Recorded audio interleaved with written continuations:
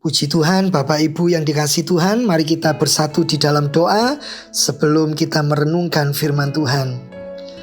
Bapa yang maha baik, di dalam nama Tuhan Yesus Kristus kami mengucap syukur kepada Tuhan. Dan biarlah roh-Mu yang kudus menuntun dan memberkati kami, sehingga firman yang akan kami dengarkan, firman itu akan bertumbuh, firman itu akan menjadi hidup, firman itu menuntun dan membawa kami dari hari ke hari ke dalam seluruh kemenangan. Tuhan Yesus dipermuliakan, Tuhan Yesus ditinggikan. Kami menyerahkan seluruh keberadaan kami. Tuhan menolong kami dan Tuhan memberikan kami pencerahan, sehingga apa yang kami dengarkan sungguh-sungguh dimeteraikan dalam hidup kami. Di dalam nama Tuhan Yesus kami berdoa dan mengucap syukur. Amin. Selamat pagi Bapak Ibu yang dikasihi Tuhan. Kita bertemu kembali di dalam kasih dan anugerah Tuhan kita Yesus Kristus. Selamat hari Minggu dan tentunya selamat tahun baru. Kita sampai pada minggu yang pertama dalam bulan Januari di tahun 2021. Kita sudah meninggalkan tahun 2020 dengan segala sukacita, dengan segala duka cita, dengan segala pergumulan, dengan segala beban berat yang ada di dalamnya. Dan kita tiba hari ini, kita melihat pengharapan yang Tuhan janjikan. Seperti yang saya pernah sampaikan beberapa minggu yang lalu, melalui pergumulan, doa pribadi, doa bersama,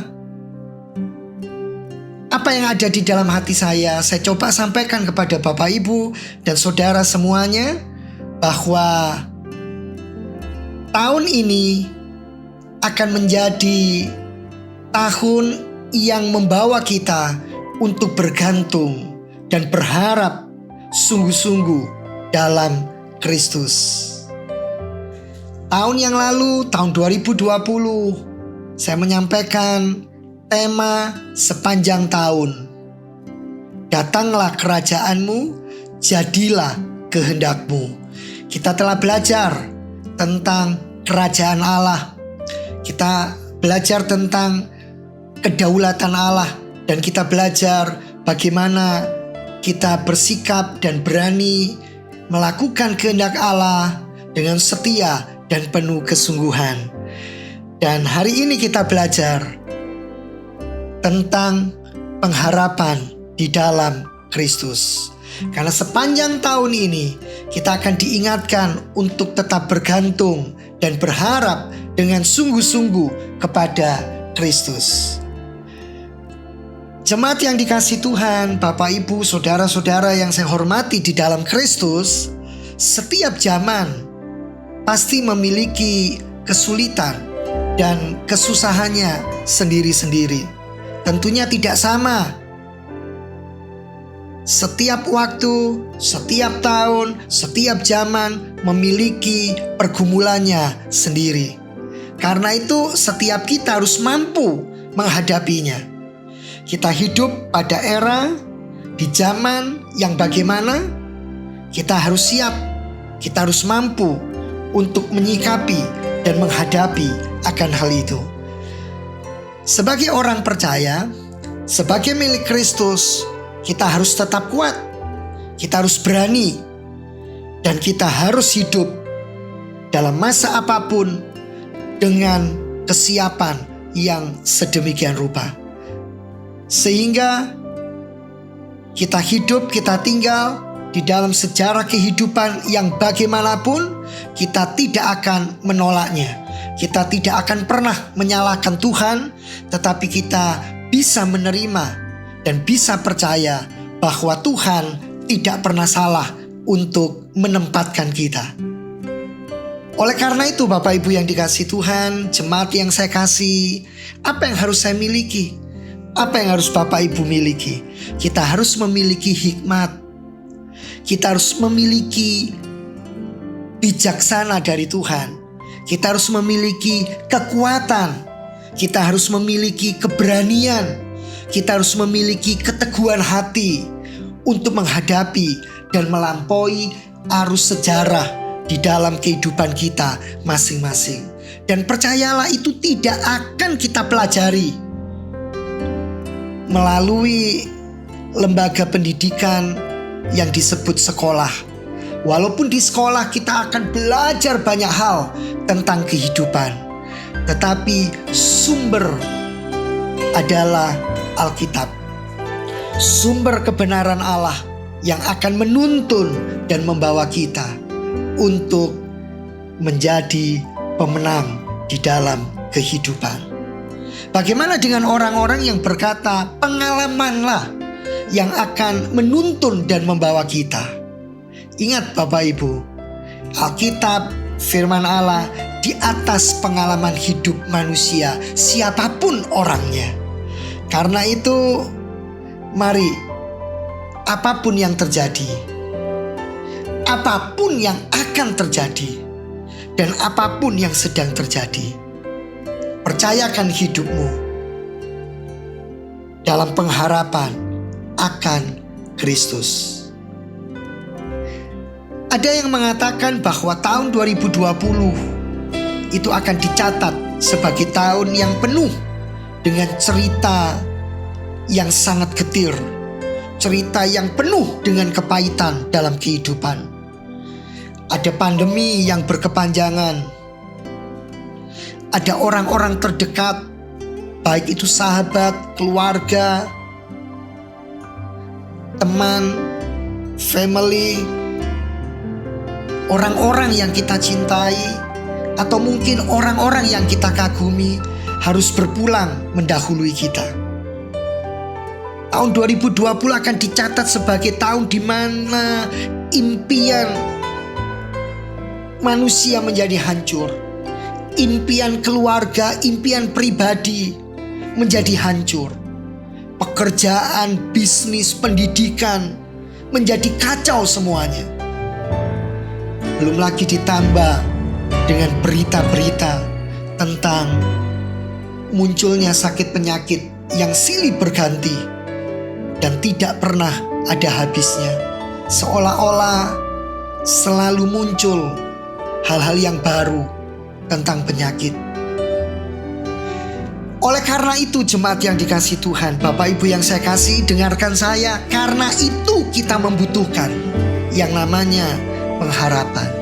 Karena di dalam pengharapan ada iman percaya kepada Kristus. Dan di dalam pengharapan itu ada kesetiaan, keteguhan hati untuk memegang janji Allah di dalam hidup kita. Melalui pengharapanlah kita akan dapat mengarahkan diri kepada tujuan tentang kekekalan yang tidak pernah tergoncangkan dalam Kristus. Tetapi tanpa pengharapan tidak akan ada pribadi yang kuat. Kita akan menjadi orang yang lemah. Bapak Ibu akan menjadi orang yang lemah. Gereja tidak akan bangkit.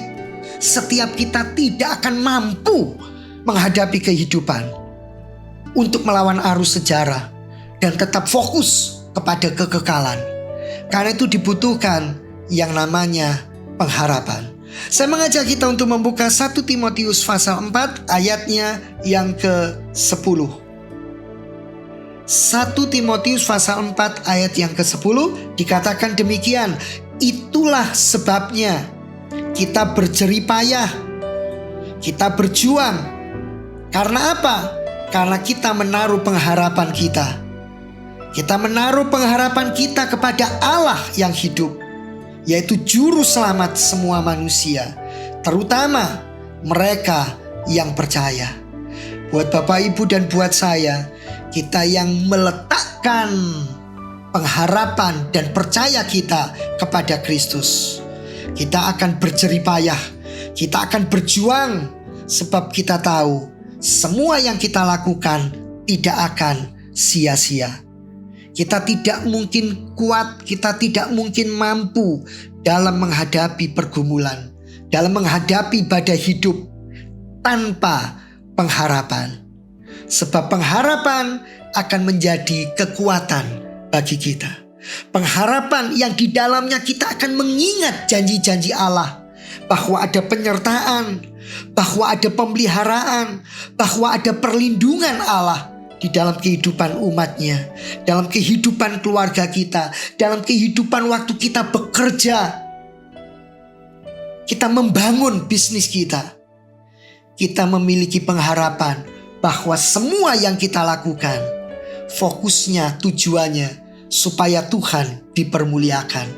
Ada nilai-nilai kekekalan di dalam hati kita, bahwa kita bukan bekerja untuk hal-hal yang fana, kita bukan berkeluarga untuk hal-hal yang semu, tetapi kita membangun dimensi nilai kerajaan Allah di bumi ini.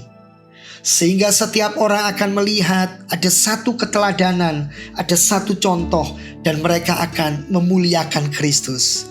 Terpujilah Tuhan. Jemaat yang dikasihi Tuhan, saya rindu setiap kita benar-benar mengerti bahwa pengharapan akan Kristus yang kita hidupi itu akan menjadi kekuatan bagi kita. Kita akan melihat Ibrani pasalnya yang ke-6, ayatnya yang ke-19. Pengharapan itu adalah sau yang kuat. Pengharapan itu adalah seperti jangkar yang kuat dan aman bagi jiwa kita, yang telah dilabuhkan sampai ke belakang tabir. Kalau digambarkan kehidupan kita misalnya seperti kapal yang hendak berlabuh, maka dibutuhkan jangkar, sehingga kapal ini tidak terbawa oleh arus, tidak hanyut oleh derasnya aliran air. Ada jangkar yang akan ditambatkan di tempat tertentu untuk membuat kapal, membuat perahu tetap berhenti pada tempatnya. Allah adalah sumber kekuatan kita. Allah adalah sumber pengharapan kita.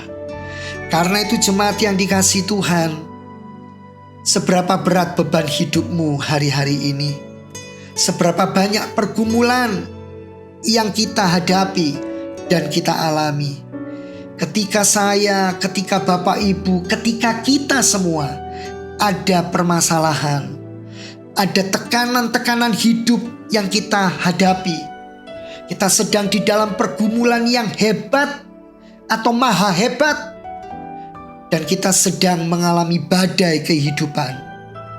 Apapun persoalan, apapun permasalahan kita, percayalah, pengharapan akan membawa kita untuk mengerti, supaya kita bisa masuk dan percaya bahwa Allah, sumber pengharapan, itu sanggup dan pasti bisa menolong.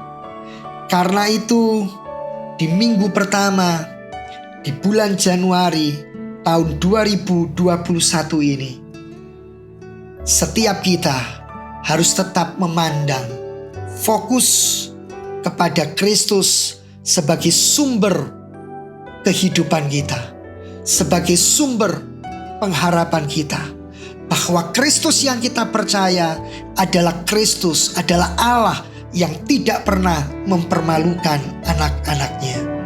Kristus yang sumber kekuatan dan pengharapan kita, tidak akan pernah meninggalkan kita. Satu ayat lagi kita akan membaca di dalam Roma 15 ayat 13. Roma pasal 15 ayat 13. Kita akan membuka bersama-sama di dalam kitab Roma pasalnya yang ke-15 ayat 13. Sementara saya menyampaikan semua ini, Bapak Ibu ingatlah baik-baik. Apakah di minggu awal ini kita sudah mulai punya program, punya planning, punya rencana? Kita akan berharap kepada keluarga, berharap kepada family, berharap kepada orang lain, berharap kepada sahabat. Mari kita mau bertobat. Mari kita mau berkata bahwa Tuhanlah, Kristuslah sumber pengharapan kita. Dan kita akan menjadikan tahun ini kita mau belajar bergantung, kita mau belajar berharap sungguh-sungguh dalam Kristus lebih daripada hari-hari yang lalu. Roma 15 ayat 13. Semoga Allah, sumber pengharapan, memenuhi kamu dengan segala sukacita dan damai sejahtera dalam iman kamu, supaya oleh kekuatan Roh Kudus kamu berlimpah-limpah dalam pengharapan. Bagaimana saudara berlimpah-limpah dalam pengharapan? Dikatakan harus melalui kekuatan Roh Kudus, harus melalui persekutuan keintiman dengan Roh Kudus, harus lapar haus bagaimana menjaga persekutuan pribadi dengan Allah yang hidup. Maka dikatakan Allah, sumber pengharapan, akan memenuhi kita dengan segala sukacita.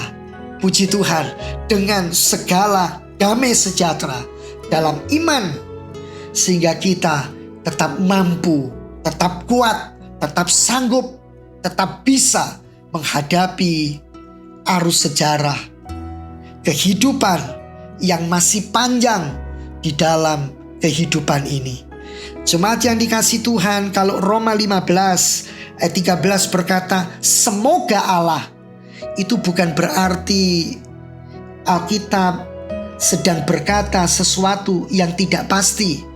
Tetapi semoga Allah di sini bisa kita artikan, bisa kita terjemahkan bahwa Allah lah satu-satunya sumber pengharapan. Dan ketika kita sungguh-sungguh menjadikan Allah sumber pengharapan kita, maka Dia tidak akan pernah mengecewakan kita. Oh haleluya. Pagi ini jemaat yang dikasihi Tuhan, kita juga akan menikmati persekutuan di dalam tubuh dan darah Kristus. Karena itu mari kita mempersiapkan hati kita, mari kita mempersiapkan hidup kita, mari kita introspeksi diri, apa yang harus kita tinggalkan, yang masih kita ingin bawa dari tahun 2020, padahal kita tahu itu tidak berkenan di hadapan Allah. Mari kita buang jauh-jauh, mari kita tinggalkan, dan oleh anugerah dan belas kasihan Tuhan, Roh Kudus akan memampukan kita sehingga kita bisa melewati semua itu. Dan di tahun yang baru ini, mari jemaat yang dikasihi Tuhan, kita akan melangkah bersama-sama. Kita akan saling menasehati, kita akan saling menguatkan, dan kita akan melihat bahwa ada satu kuasa, ada power yang besar ketika kita meletakkan pengharapan kita hanya kepada Kristus, bukan kepada gereja, bukan kepada ibadah. Karena sampai hari ini kita masih beribadah secara online, belum bisa di dalam gedung. Tapi percayalah, semua itu tidak akan membatasi keintiman persekutuan kita terhadap Tuhan. Dan itu tidak akan pernah membatalkan bahwa Allah adalah sumber segala-galanya dalam hidup kita. Terpujilah Tuhan. Saya berdoa dan saya berharap setiap kita mampu melewati arus sejarah yang terjadi di dalam kehidupan kita. Puji Tuhan. Haleluya. Mari Bapak Ibu yang dikasihi Tuhan, saya mengajak kita untuk bersatu di dalam doa sebelum menikmati persekutuan di dalam tubuh dan darah Kristus. Allah yang Maha Pengasih dan Maha Penyayang, sebelum kami menikmati persekutuan di dalam tubuh dan darah-Mu, layakkan, kuduskan kami. Belas kasihan dan kemurahan Tuhan melingkupi kami semuanya. Dan di dalam nama Tuhan Yesus Kristus, kami percaya bahwa kekuatan yang baru, pertolongan yang nyata, terus mengalir dan melimpah dalam kehidupan kami. Di dalam nama Tuhan Yesus, kami berdoa dan mengucap syukur. Amin. Mari Bapak Ibu yang dikasihi Tuhan, kita mau mengangkat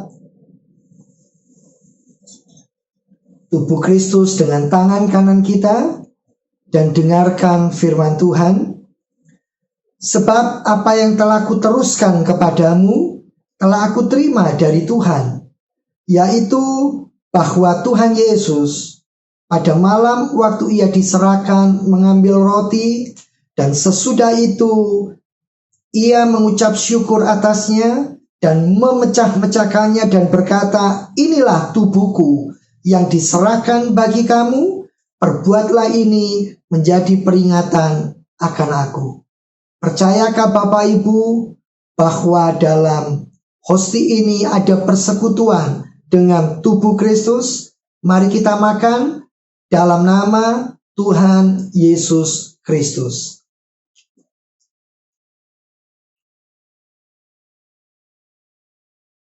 Puji Tuhan.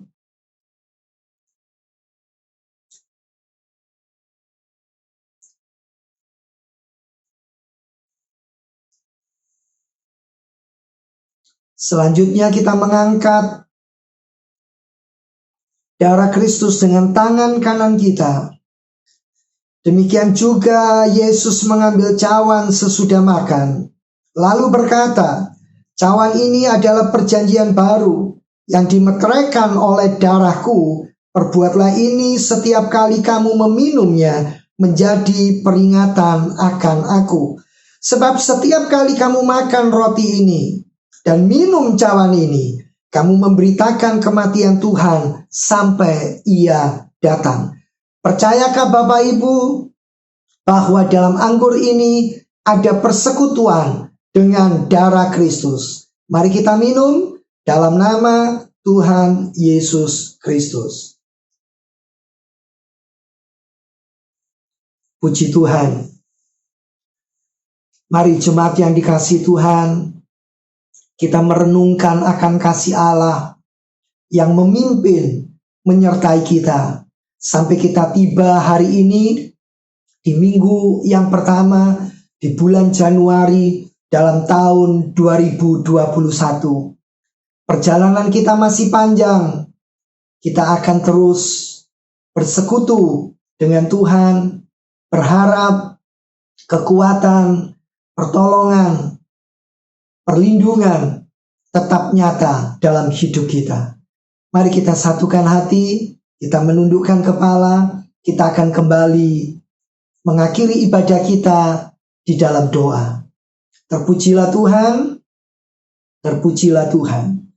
Bapa, kami datang kepadamu, kami mengucap syukur buat segala yang telah kami lalui, dan kami akan tetap kuat dan mampu menjalani kehidupan kami bersama dengan Tuhan di sepanjang tahun 2021. Kami mohon penyertaan, kami mohon pemeliharaan, kami mohon bimbingan, kami mohon perlindungan Tuhan.